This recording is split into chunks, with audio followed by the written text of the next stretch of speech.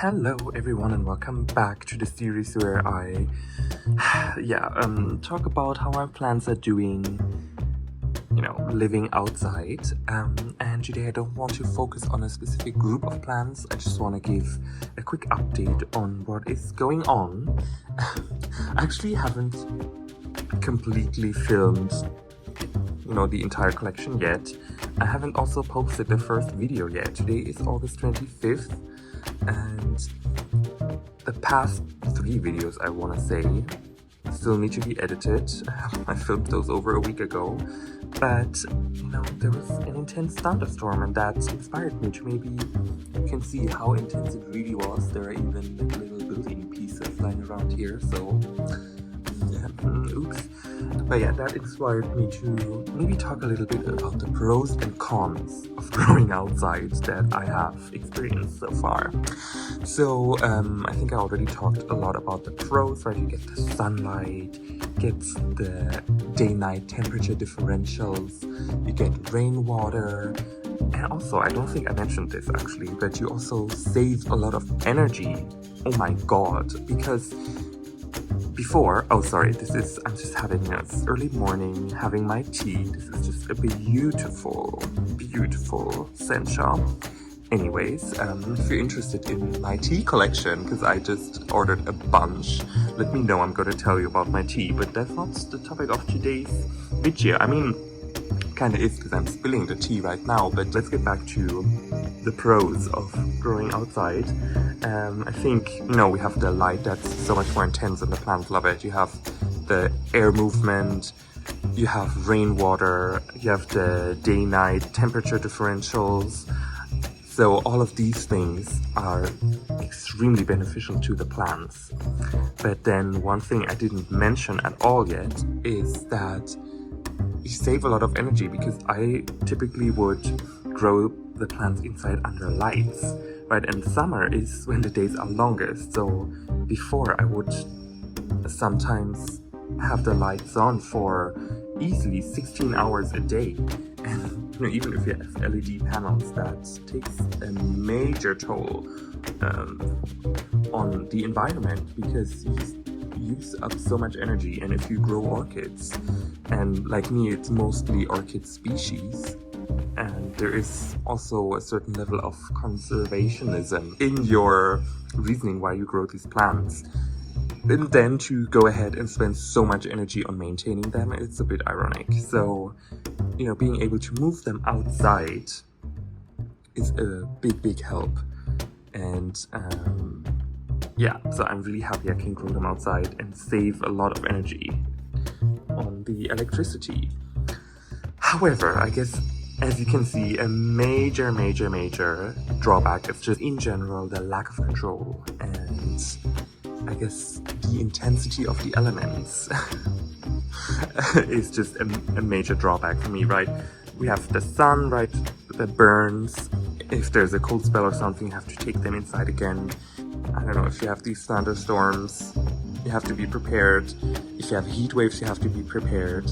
If there's a lot of rain and they just get soaked a lot, you have to be prepared for that as well, and make sure they make it through that. But all in all, for me, at least right now, I feel like the benefits outweigh the negatives. And maybe in the future there'll be a completely different way of growing the plants. Many people in the Orchid Society have a greenhouse or a conservatory or something like that, and I think at some point I would like to try out this way of growing as well, but I feel like that's not going to happen in the next few years. So maybe let's have a look at some plants in detail. So this is my Lilia perenniae, right? Let me just quickly double check. Yes. And you can see it fell down. We have sheaths on it. It fell down, but I don't think anything major happened. Nothing snapped off overtly anyways. Then these ones have already been sitting down here. These are some new additions to the collection. Some Rupiculus Lalias and some Cattleya species that I've not had in my collection. So there's, for example, also a Cattleya Trini from Schwerter. I had seedlings from them, they all died. Laelia grandis from Lucca, also mine died. So I guess it's also a quick haul right now. And then, you know, we have some ridiculous Laelias here. What's this? This is actually not a Rupicus Laelia, this is a tiny little Cattleya nobilior emaille type.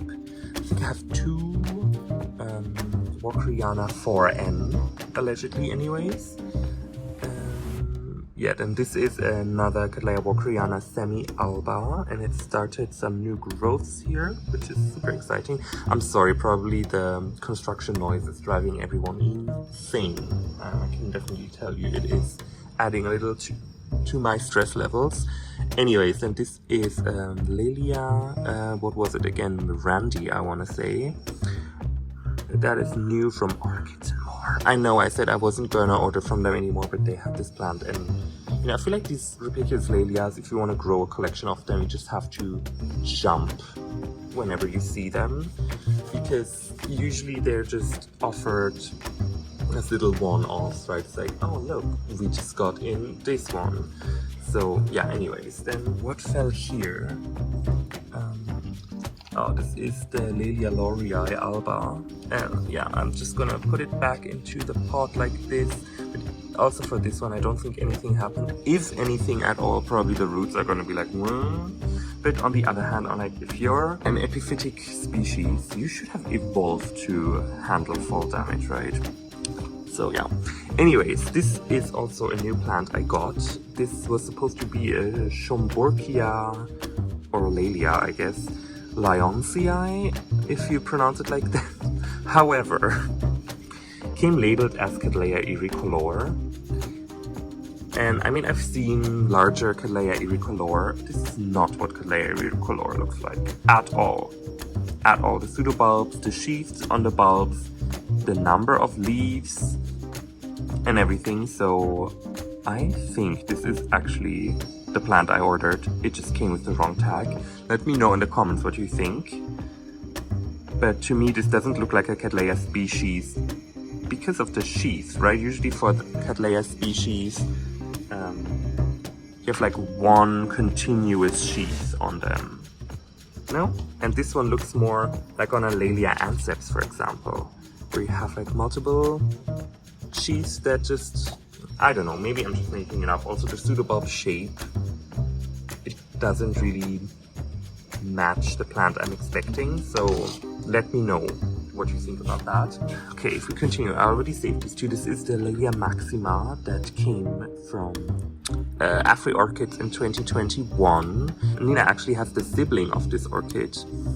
They came two plants in one pot. And this one has been producing lots of growth and roots and everything, but I think it's still a bit too shocked after been moving across the globe, and I don't think it's gonna bloom this year either, maybe next year. But you can see the new growth, or the new growths are now slowly becoming the previous size again, right? This was last year's growth. You can see it's much smaller than others on this plant, but then this year we got this one, and then there are new ones coming out as well now, so I think we're on a good track with this one. And then this one is, I didn't check, I think this is the Cattleya mossii semi-alba. Yes, I mean, I do recognize most of my plants, at least the ones I've had in my collection for a while. And there the only issue is, right, root tip snapped off. It's over here, right, it got gouged off, but honestly, it's fine. Nothing major happened. Immediately when I got home yesterday, because it was already dark, I came home from work at like 9 something. Immediately I went here and checked, the Walkeriana's fine, is the Rex fine, is the Dowiana fine, right? And I think this tells you what the priorities are. And then I was like, okay, it's good. But yeah, I have to clean up and then I'll see you next time. I think the next video, the large Brazilian Lelias are supposed to be talked about.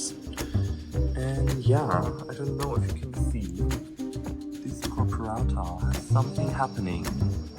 So yeah, I don't know, maybe I'll wait for these until this purpurata has kind of opened its flower, if these are actually buds, and maybe I'll just talk about another group first.